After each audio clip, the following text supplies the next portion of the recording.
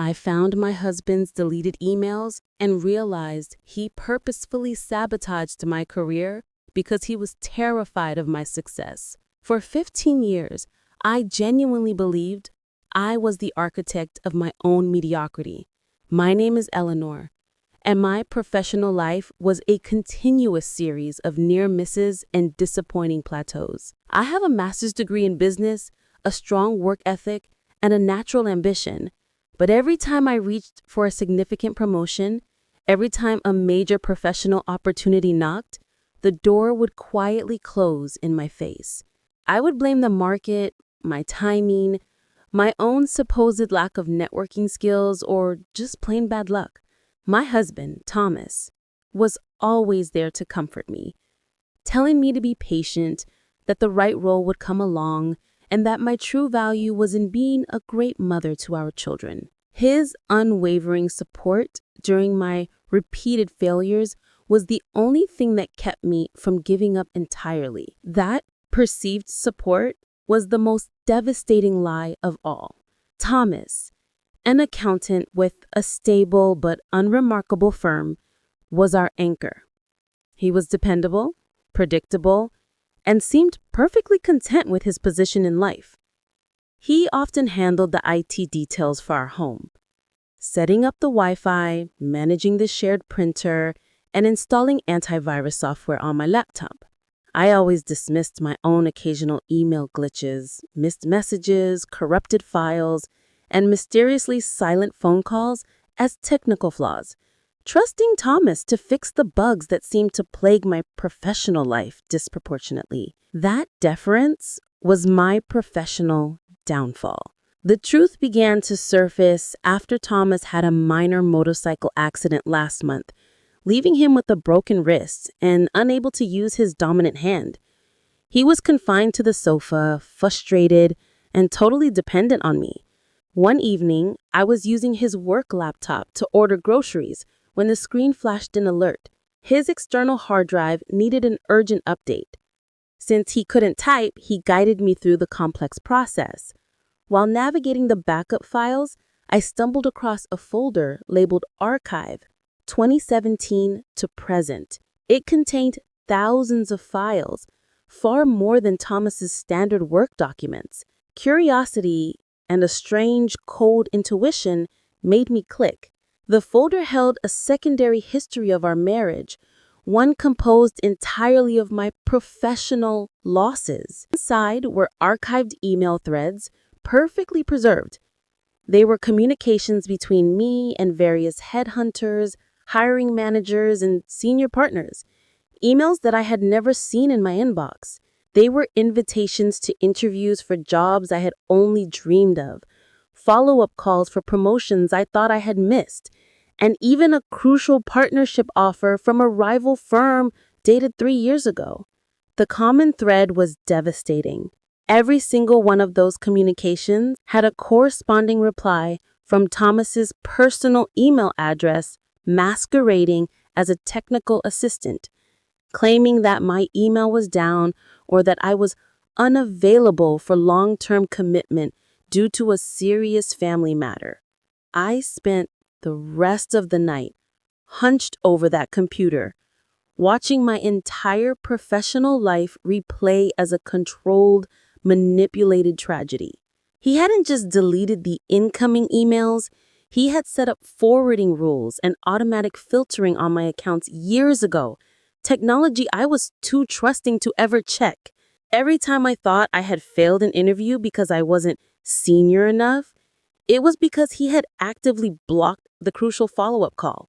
Every time I complained about missed opportunities, he was sitting there, listening to me doubt myself, secretly relieved that the invisible wall he built around my success was holding firm. The sheer volume of evidence was overwhelming. Dozens of opportunities, spanning over a decade, all systematically torpedoed. I found a detailed log he kept of every time a recruitment agency called the house line, logging the time and date he told them I was out of the running due to my supposed desire to focus on domestic duties. The final, most crushing email was from 5 years ago. a major firm confirming a six-figure job offer, which Thomas had intercepted and replied to, stating that I was accepting a different, lower-paying internal role. That six-figure salary would have completely changed our financial trajectory, paid off our mortgage, and given me the professional autonomy I craved. The revelation wasn't just about financial sabotage. It was an act of profound psychological violence. He didn't want the money. He wanted the control. He needed me to remain the slightly unsuccessful partner who relied on his steady income and his soothing emotional support. He needed the validation that came from being the more successful one, and he systematically cannibalized my ambition and my self-esteem to feed his own shallow insecurity. When he comforted me over a failed opportunity, he was lying directly into the wound he just inflicted. I looked at the man sleeping upstairs, immobilized by his broken wrist, and realized his injury was not a burden. It was the final, agonizing opportunity I needed to expose his years of calculated cruelty. The devastation I felt transformed quickly into a cold, terrifying clarity. I backed up the entire archive folder to a cloud drive and deleted the trace from Thomas's laptop. My mind wasn't clouded by emotion. It was focused on evidence and strategy. I realized that for years, I had questioned my own competence, my own worth, and Thomas had encouraged that doubt, using it as a shield. The man who lay upstairs, immobilized by his broken wrist, had spent a decade emotionally crippling me to protect his own ego. I waited until evening to confront him. I didn't want to wake the children, and I needed to face him when he was at his most vulnerable and least able to flee or become aggressive. I walked into the living room where he was propped up on the sofa, scrolling through his phone. He smiled, that familiar, placid smile, and asked me to bring him a glass of water. I ignored the request. I sat down across from him and placed my own laptop on the coffee table, opening the archived folder. "Tell me about this, Thomas," I said, pointing to the archive. "Tell me about the forwarding rules. Tell me why you told the head of HR at Barton & Associates 3 years ago that I wasn't available for the partnership track because I was focusing on domestic duties." His face went white. The initial shock was followed by a flicker of the old defensive mechanism, the innocent confusion he used when the Wi-Fi glitched, but it failed instantly under the weight of the evidence. He stared at the screen, tears blurring his eyes. Not tears of repentance, but of self-pity and defeat. It wasn't malice, Eleanor. It was fear. Terrifying, crippling fear. I was so afraid of losing you. He confessed everything in a torrent of choked apologies and self-justification. He admitted that every time I interviewed for a senior role, his anxiety became physical. He confessed that he was terrified that if I became too successful, if I earned significantly more than him, I would realize I didn't need him and would leave. His stability, his predictability was all he had. If I surpassed him professionally, his entire sense of self-worth would vanish. If you had taken that six-figure offer 5 years ago, I would have been irrelevant. I needed you to be slightly less than you are, just enough so you would stay and rely on me. His honesty didn't excuse the cruelty. It only illuminated the pathetic scale of his insecurity.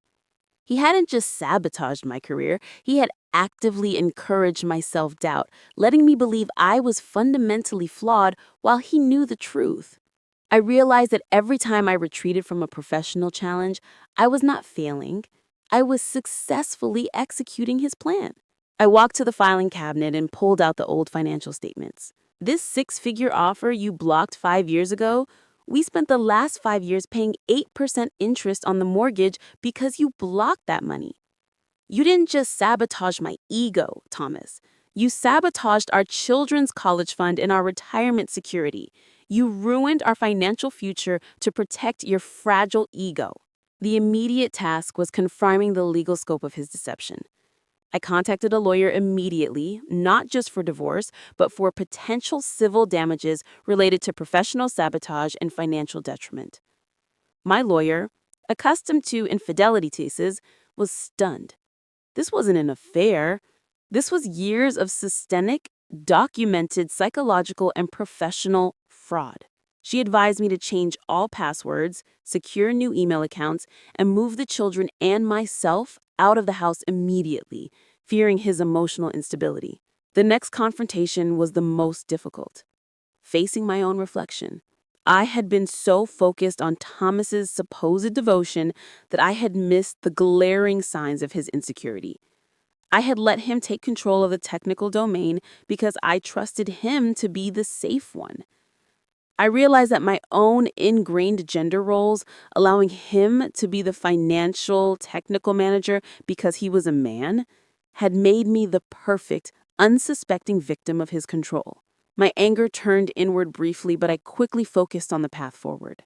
I called the head of HR at the major firm that had offered me the six-figure job 5 years ago. I was shaking as I explained the situation. The systemic sabotage, the deleted emails, the forced dependency. I didn't expect the job back, but I needed professional validation. The HR executive, after reviewing the archived emails I provided, was horrified and incredibly sympathetic. She confirmed the original offer, the enthusiasm for my candidacy, and the subsequent confusing withdrawal notice from my assistant. That conversation, that external validation that I was good enough, was the first breath of clean air I had taken in years.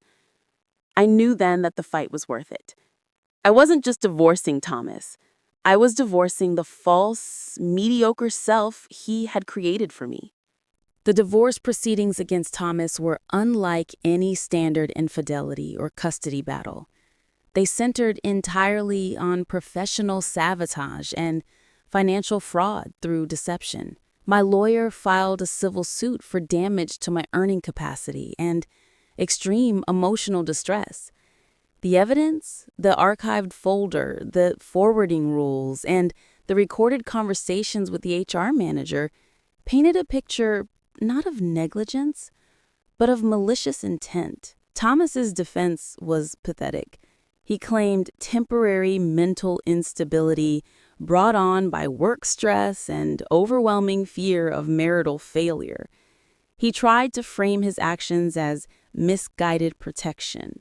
The judge, however, saw the systematic nature of the sabotage, particularly the long-term financial detriment he inflicted on our shared family security. The legal system doesn't often deal with the theft of potential, but the documented proof of the high-paying roles I was blocked from made the damage tangible. The ruling was crushing for Thomas. He was stripped of all control over the marital assets in order to pay a significant settlement, money intended not just for child support, but as compensation for the loss of earning trajectory he had deliberately created for me. His stable, predictable world of accounting was completely demolished. His firm quietly forced him out due to the public exposure of his controlling behavior and financial deceit. He was left alone, financially ruined, and defined by the very insecurity he had tried to bury. The emotional burden of the divorce was heavy. The children, confused by their father's sudden removal and emotional collapse, were the innocent collateral damage. I shielded them from the ugliest truth, explaining only that Dad had made serious, painful mistakes that ruined the trust in our partnership. But the profound change was internal. I was free from the sabotage, but I was left with the ghosts of the woman I could have been, the one who took the six-figure job, the one who navigated the partnership track. Grieving the successful career I should have had was harder than grieving the marriage itself. The key to my recovery was turning the compensation into investment. I didn't treat the settlement money as a cushion. I treated it as restitution for lost time. I immediately enrolled in advanced executive courses. updating my skills that had stagnated due to Thomas's constant interference. I stopped listening to the quiet, internal voice of doubt, the voice Thomas had so carefully cultivated for years, that told me I wasn't good enough, that my ambition was too much. The climax of my professional rebuilding came 18 months after the divorce. I was headhunted, legitimately this time, by a major tech consulting firm. I didn't hesitate. I took the job, accepting a salary package that was even higher than the one Thomas had blocked 5 years prior. Walking into that office on my first day, I realized I hadn't just gotten a job. I had reclaimed a stolen identity. The professional woman I was supposed to be was finally here, arriving late, but arriving strong. I learned that marriage to an insecure man is not a partnership. It is a constant act of self-diminishment. Thomas was not content to be my equal. He needed to be my superior, and he was willing to sacrifice our collective prosperity and my entire professional identity to maintain his fragile lead. Now I look at the quiet, comfortable life I built for my children. I still handle all the IT and financial management, but now I do it with vigilance, not trust, knowing that the only person responsible for my success is myself. The invisible wall that imprisoned my ambition for 15 years is gone. The pain of the past remains a constant, sorrowful reminder, but it is now overshadowed by the profound triumph of knowing that the woman Thomas tried to bury was strong enough to dig herself out and claim the future he so desperately feared. That success, hard-won and entirely mine, is the final, unassailable victory over the sabotage of an insecure man.